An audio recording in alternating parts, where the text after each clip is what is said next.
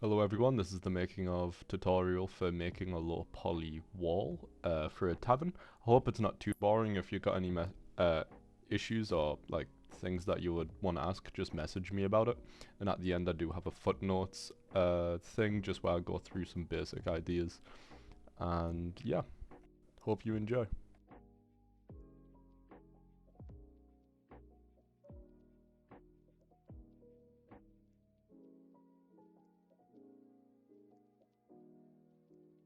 So to start with, I just started getting the size by using a plane. I want this to be about 2 meters wide and 3 meters tall. And then I just started adding in the posts that'll go along the side and started getting in some rough blockouts for the bricks. Here I used an array modifier basically just to get everything lined up, so then it just made it a little bit less work on me, and so I don't have to duplicate them all across. Personally, if I was doing this properly, I would shift them around a little bit just so then they'll add a bit of difference within it. But seeing as this was meant to be pretty quick, I just wanted to get it done and kind of looking nice for the concept of the art style. Here I'm just mirroring these planks by using an empty, so it just gives me a bit more control over the whole model.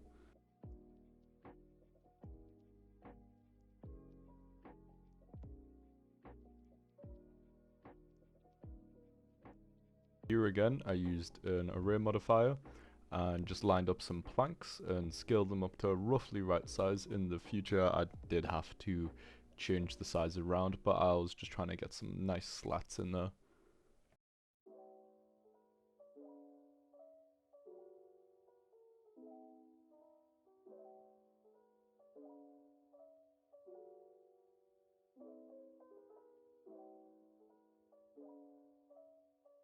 And then I got a box, made it roughly a right size, then put an intersection boolean on there, so then it'll only cut out the areas that were inside the box. Then I created bases for the poles and a skirt to go across the floor, just so that it'll mix up the area and also just add a nice transition from the wall down to the floor.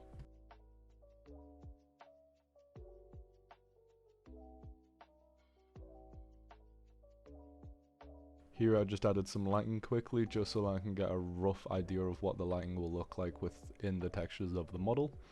And talking about textures, I did start using simple blender textures to create nice base ideas for what I wanted the texturing to look like, but in future I did use a UV map with different colors on and just drag the UVs onto that so that it can be used in other things within one material map.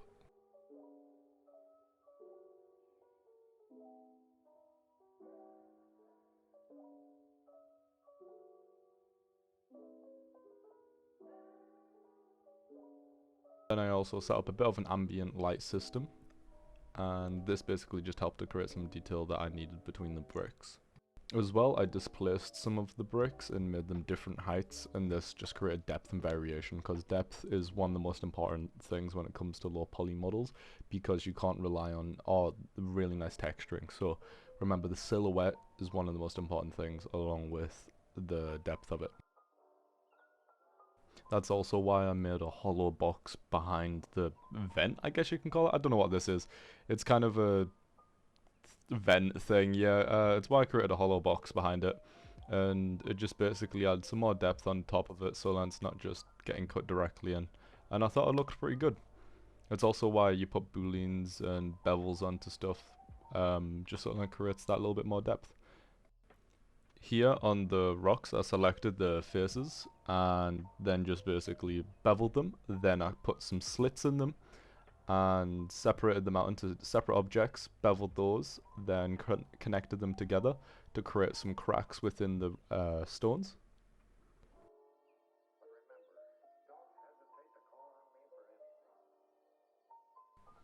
Here I just made to size up the cracks and just add some variation whilst also getting some of the background cement, I guess you can call it, in there, and just making sure it looked nice, and also moving around the crack and adding some more variation within it.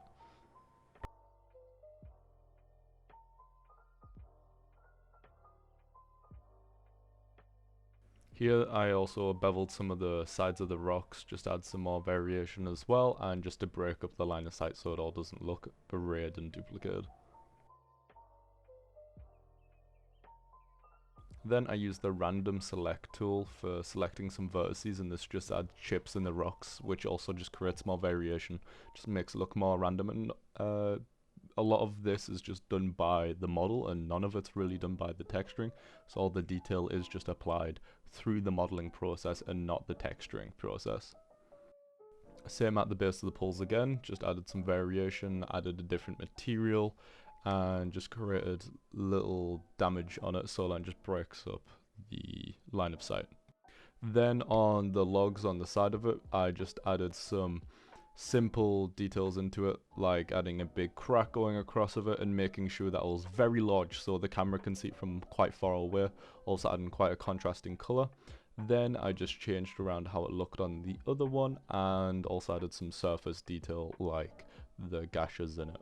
And I also made sure that the bark of the log will be growing over the actual gash, so it shows that it's kind of trying to connect itself back up, and it also adds story to the log.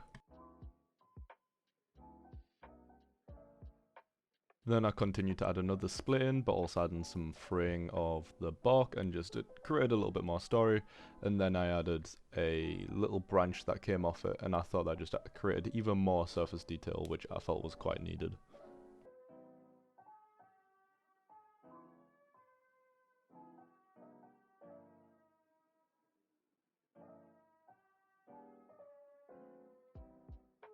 Then I went back into rendered view and just saw how it looked within that, and I just tried to match up all the details with where I believed everything would be, like the torches and everything on it.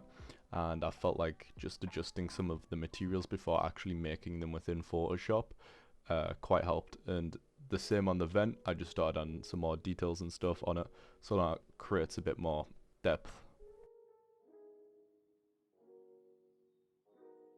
Then I split up the wood a little bit and just added some story into it, and it just created some more detail that I felt was needed that was missing in the original model.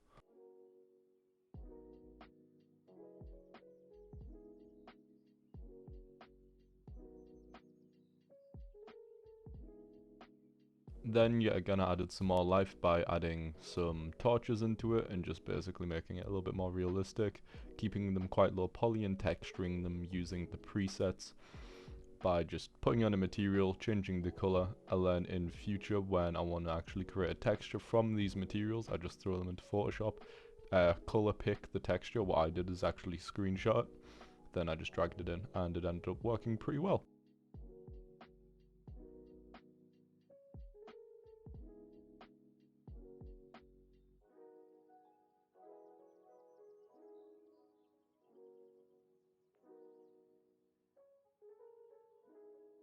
So here I opened up Photoshop and just started screenshotting some of the materials that I needed and then importing them into Photoshop, and this just started off making the UV map that I wanted to create.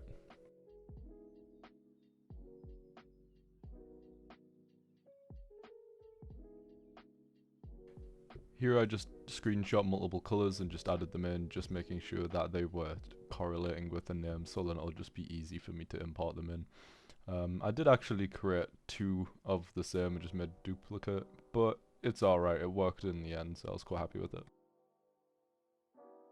Then I exported the texture out of Photoshop and into Blender and started grabbing all of my model and getting the UVs of it and just dragging them over onto the color of what was on the image, like the color of the oak or the bark or the actual planks and the metal.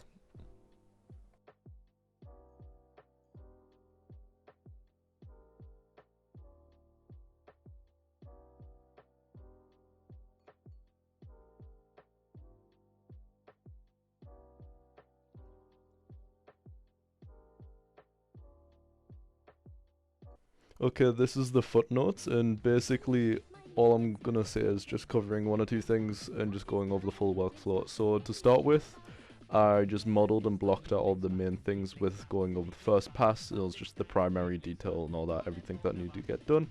And then I went in with the secondary details, started adding the details into the bricks, the cracks, stuff like that. Then I started texturing it by using just simple materials, not actually going in and creating my own UV map yet. And that was just so I could get a base thing. In future, if and when I'm making different low poly models, I'll already have that UV map there, so then I'll be doing that from the start. But for this, I did just have to opt for figuring out what I wanted it to look like by using certain materials and material maps. And this is also why we need to have a bunch of different colors within our UV map, and it only has to be a very small UV map, but as long as we have a bunch of different colors, we can scale down all the UV. If there's any other questions, just send them to me and I'll cover all of them. And that hopefully should have covered everything. I did use Photoshop. You can download Photoshop from the uni, and same with basically any other software. If you're using Maya, I'm sorry, I don't know how the fuck to use Maya, but I'm trying to do the best here, so just give me a shout if you have any other issues. Good luck everyone, and hopefully your litmus test works out a lot better now, and hopefully we actually have a solid kind of workflow and style for everything. Okay, goodbye everyone. Bye bye.